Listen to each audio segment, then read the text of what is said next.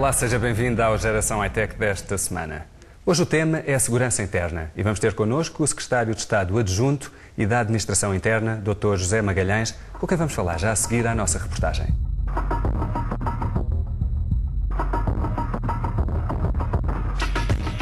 Estudos mostram que a segurança é a principal preocupação dos portugueses, nomeadamente a segurança interna. Mas no mundo globalizado, qual a percepção que os portugueses têm das ameaças à segurança interna do país? Já me senti mais segura do que atualmente. Até agora não tenho tido nenhum problema. Eu escolho os sítios por onde ando, mas nos sítios que eu frequento, sinto-me bastante segura. Penso que atualmente todos os locais são inseguros. As nossas fronteiras abertas, são abertas, têm que ser, mas não são controladas. A nível de aeroportos também acho que temos alguma falha na segurança. Uma das causas são os imigrantes sem documentos que vêm para aqui sem trabalho. Não sabemos quantos são, quem são, como são. O desemprego e também a onda de criminalidade que depois isso gera. É a onda de violência com que nós estamos a viver este momento no país. Olha, eu honestamente sinto-me bastante segura no nosso país. Está-se a sentir um sentimento de insegurança e, sobretudo, um sentimento de impunidade. Penso que, particularmente em termos de leis, a última reforma que fizeram é complicado, quer para os juízes, quer para as polícias, quer para as pessoas, não é? Porque esses não têm a segurança naquilo que fazem. Penso que eles cumprem aquilo que devem dentro dos meios e recursos que têm. Preocupam-se com outras coisas e que não a nossa estabilidade e o nosso bem-estar. Também não tem muitas condições. Também há falta de condições que eles têm. Tudo o que seja a polícia ter mais poder para agir. Repara, eu faço a minha própria segurança. Quer dizer que não me sinto seguro. O grupo de operações especiais é chamado a intervir em casos extremos, muitas vezes como última opção, e tem que estar sempre preparado para dar a melhor resposta às diferentes ameaças que possam surgir. O grupo de operações especiais é uma das subunidades operacionais da Unidade Especial de Polícia. Desde logo há um enquadramento legal, nomeadamente no que toca a recurso a armas de fogo, um quadro legal muito apertado. Portanto, há pessoas também que tendem a pensar que os elementos da Unidade Especial de Polícia, os elementos do GOI, têm regras distintas relativamente ao uso da força. Negativo. Portanto, as regras são muito apertadas, há um quadro muito apertado e normalmente não são admissíveis danos colaterais. Portanto, normalmente isso tem um nome no Código Penal. Para pertencer ao grupo de operações especiais, antes de mais, é preciso ser elemento da PSP. Portanto, não há admissões diretas sem passar, portanto, pela PSP. Depois, há um conjunto de requisitos, foram definidos um conjunto de requisitos que os concorrentes têm que cumprir para poderem sequer ser admitidos ao concurso.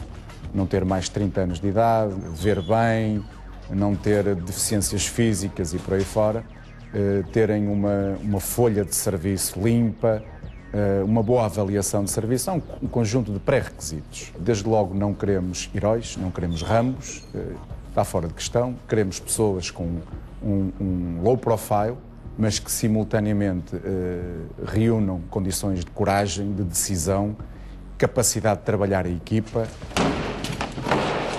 e, obviamente, uma capacidade analítica sob pressão, resistência à fadiga, uma boa aptidão física geral. Há um conjunto de requisitos que vão sendo verificados ao longo dos cursos. São treinos muito específicos para resolver situações muito específicas, muito confinadas, muito situadas. É isso que acontece na maioria das intervenções que fazemos. Assemelha-se a, por exemplo, um incidente tático ou policial, que nós designamos assim, quando acontecem sequestros, quando acontecem tomadas de reféns, quando é necessário fazer detenções de indivíduos perigosos. Portanto, são situações muito específicas. Num ambiente amigo, quase diariamente estamos a reinventar formas de combater a criminalidade. Há, inclusive, equipas mistas que integram elementos da investigação criminal e elementos da unidade especial de polícia, não só do GOI, mas também das outras subunidades, e pretende-se ter formas flexíveis e com capacidade para responder a situações de criminalidade violenta. Efetivamente, há uma percepção de que, nomeadamente, o recurso a armas de fogo está mais banalizado pela parte dos criminosos. E isso, obviamente, traz perigos acrescidos para os cidadãos e para os elementos policiais quando têm que intervir na detenção de suspeitos armados com armas de fogo. Parece-me a mim que esta facilidade para o recurso à violência provavelmente é uma realidade que teremos que nos habituar, porque terá vindo para ficar, é uma tendência natural da globalização que também se aplica à criminalidade. Com 800 quilómetros de costa marítima, cabe à Armada a primeira resposta face a algumas ameaças externas e Portugal precisa de uma marinha moderna e agilizada. Portugal tem uma imensa área sob a sua responsabilidade no mar. Tem uma área que, em termos de busca e salvamento, é cerca de 63 vezes a área do território nacional. Existem uma panóplia de ameaças com as quais lidamos diariamente. Eu incluiria nessas ameaças o narcotráfico, o combate ao narcotráfico, o combate à imigração ilegal, o combate à dilapidação dos nossos recursos naturais, a fiscalização da pesca, portanto, e ainda assuntos que têm a ver também com a própria monitorização do mar, poluição marítima, segurança marítima, tudo isso áreas que são importantíssimas garantir, porque se não formos capazes de o fazer no mar, muito mais difícil será depois também fazê-las em terra. A chave do sucesso em termos de segurança tem a ver com esta capacidade de coordenação e de colaboração entre todas as agências que operam no mar. E, nesse sentido, foi recentemente criado aquilo que é o Centro Nacional Corredor Marítimo, que agrega todas as estruturas e que aproveitam as capacidades tecnológicas do Centro Operacional da Marinha.